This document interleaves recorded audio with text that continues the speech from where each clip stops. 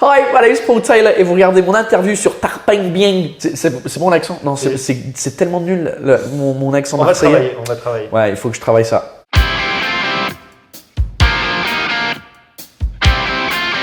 Eh ben Paul Taylor, bonjour. Hello. Hello.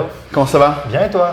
J'étais mieux. C'est ça le problème avec la tournée en fait, c'est que du coup on est sorti hier soir et si je transpire un peu, c'est parce que j'ai trop bu. On t'en voudra pas. Non. Alors tu seras en spectacle au Pasino Grand à Aix-en-Provence.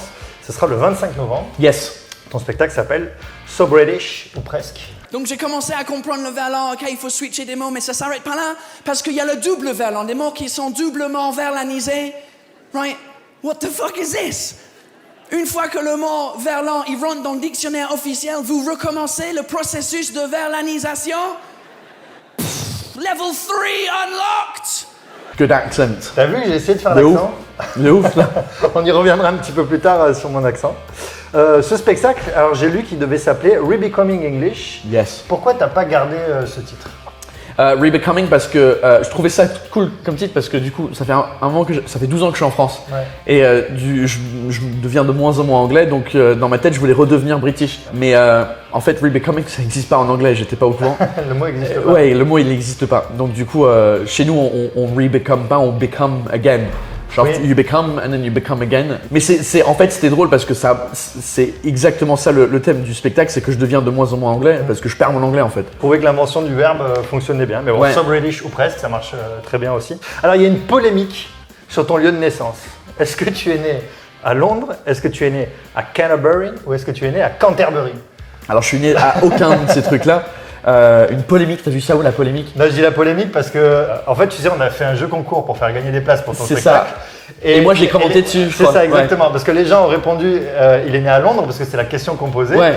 Et toi, tu as commenté, il faut pas vous fier à Wikipédia. Ouais, parce ouais. qu'effectivement, c'est ce qui a marqué dans Wikipédia. C'est ça, la personne qui a écrit mon Wikipédia ne me connaît pas assez bien visiblement. C'est pour ça, et je trouvais ça fou parce que tu fais un spectacle où tu parles quand même largement de ça. Ouais.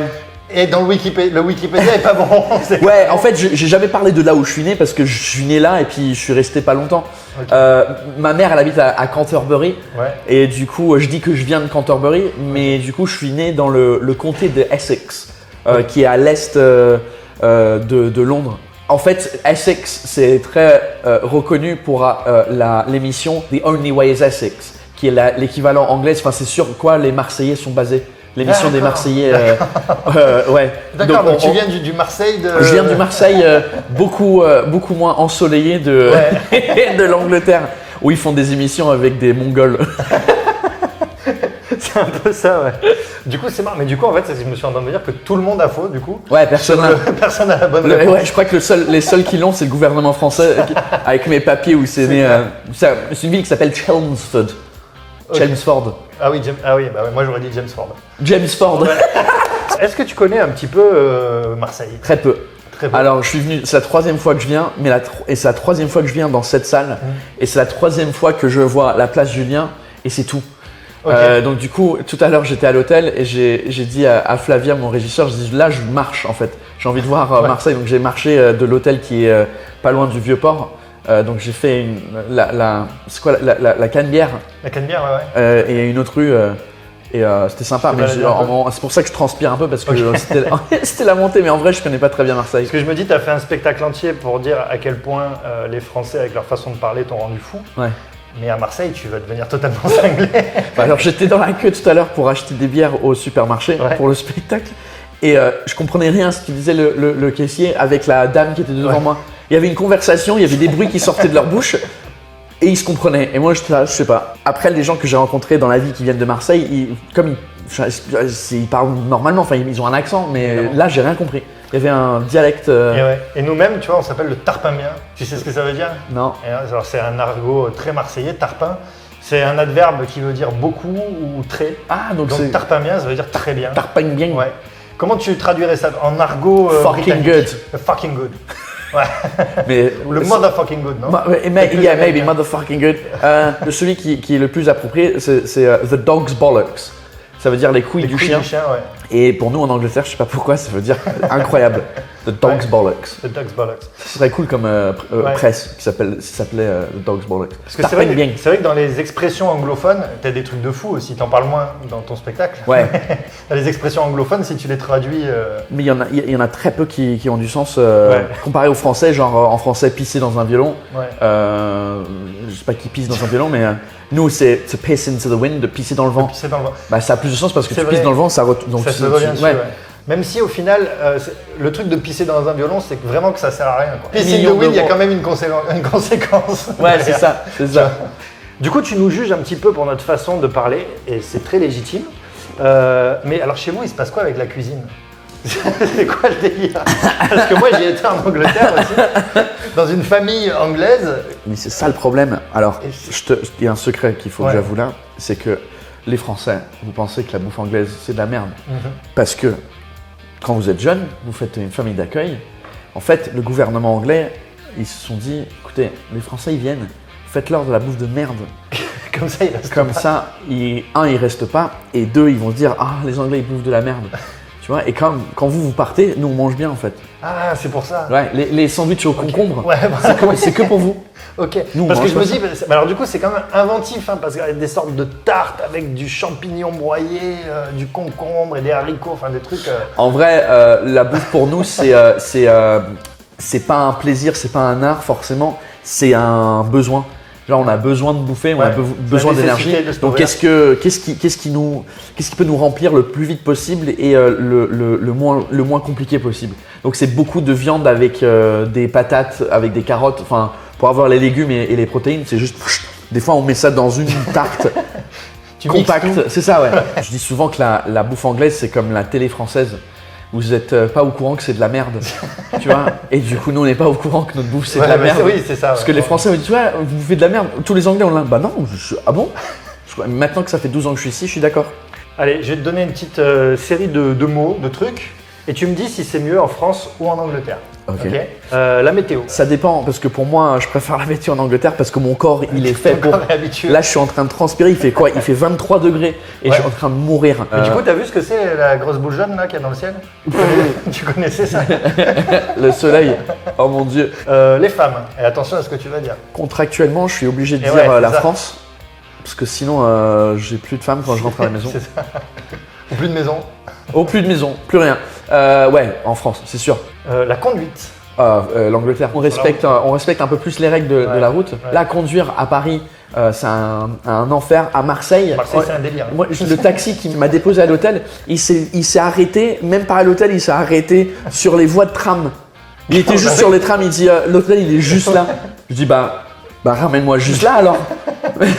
Mec il dit non je peux vous déposer là, vas-y, vous pouvez chercher vos bagages. Il est même pas sorti, donc ça, il m'a déposé au milieu du tramway, je me dis putain Marseille, yes, come on. Ouais, ici j'ai un pote à moi qui disait que les passages piétons en France c'est comme les trucs dans Mario Kart, les flèches qui te font aller plus vite. Ça, si tu traverses ça dessus, ça fait flon. C'est exactement ça.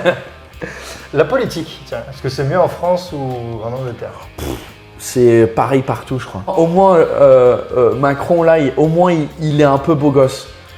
Tu vois, au moins, au moins, il est pas moche. L'autre bouffon avec ses cheveux blonds qui sont. Yes, il est insupportable. C'est notre Donald Trump à nous. Et j'ai hâte qu'il y ait autre chose. Tiens, la télévision, on en parlait tout à l'heure. Anglaise. Et ouais, les séries anglaises, enfin, il y a quoi Ouais. comme séries françaises? Il y a quelques séries françaises pas mal, mais Bon, il y a eu Marseille, du coup, sur Netflix. C'était Mais une c'est horreur. Netflix, ça compte pas, tu vois. Ouais, puis c'était une horreur surtout. Et ouais, Cette série, non. et moi, je sais pas le ressenti des Marseillais sur cette émission. Ah non, c'est dégueulasse. complet. C'est comme pour nous, Emily in Paris, c'est de la merde. Ouais. Bon, après, le seul truc, c'est qu'ils ont installé les Marseille sur la Oui, c'est colline ça. en arrivant en C'est TGV. ça. On a gardé ça. Un Marseille fissuré. Oui, c'est ça, ouais. C'était assez sympa dans une ville qui se fissure.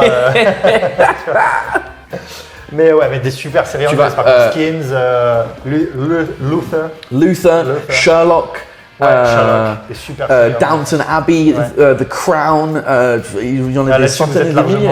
vous êtes largement au-dessus. Vous avez Joséphine, Ange Gardien. Le truc le plus successful sur TF1. Mais c'est impossible ce truc-là. On est d'accord. Ça devrait pas exister comme émission, c'est incroyable. On est d'accord. La politesse, tiens.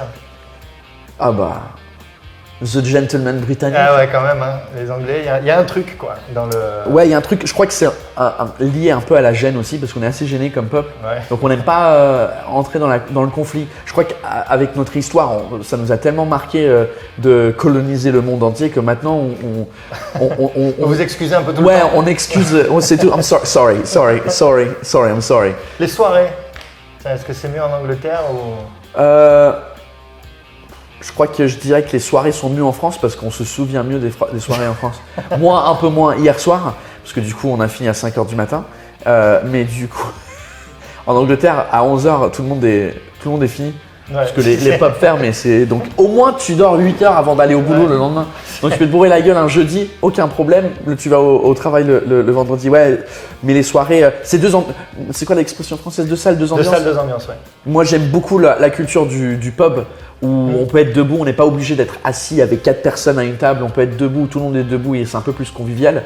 Mais j'aime bien aussi les soirées françaises dans les terrasses où ça grouille de monde. J'aime bien cette ambiance aussi qu'on n'a pas en Angleterre parce qu'il fait un temps de merde, donc du coup, il n'y a rien à l'extérieur. Le football. Oh, come on. Après, je suis à Marseille. Eh oui. Je peux pas, ça, il faut que je... Mais ouais, enfin... Ouais, on va dire quand même c'est anglais. Mais à Marseille, on est une enclave quand même, une ville de foot, une vraie ville de foot. L'apprentissage des langues étrangères. Ah, là c'est les deux, on est nuls. Ouais. Le seul truc que nous on a de plus, c'est que, enfin, l'excuse que nous on a, on se dit que le monde entier parle un peu anglais. C'est la langue un peu internationale. Vous avez fait, la langue internationale, ça devrait être le français. C'est ça. Pourquoi vous parlez pas français? Donc du coup, nous au moins, on a cette excuse-là, mais les deux, honnêtement, c'est nul. Bien, merci beaucoup, Paul. Thank you very much. Thank you, you. Merci à toi. Tu seras en spectacle au Pasino Grand le 25 novembre pour ton spectacle qui s'appelle So British, ou presque. Exactly. Thanks very much. Tarpang bien. Oui.